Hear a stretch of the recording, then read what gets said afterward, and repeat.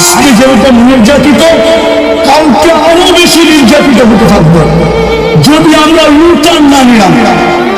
আপনি ভাবেন মুসলমানের ঘরে মুহাম্মদুর রাসূলুল্লাহ, আমি তো ফিলিস্তিন চোখে দেখা বলতেছি, গত বছর আমি বলে আমি 15 বছর আগে চোখে দেখছি। আপনারা মিডিয়া ফিলিস্তিন দেখেন, আমার মতো চোখে দেখেন না।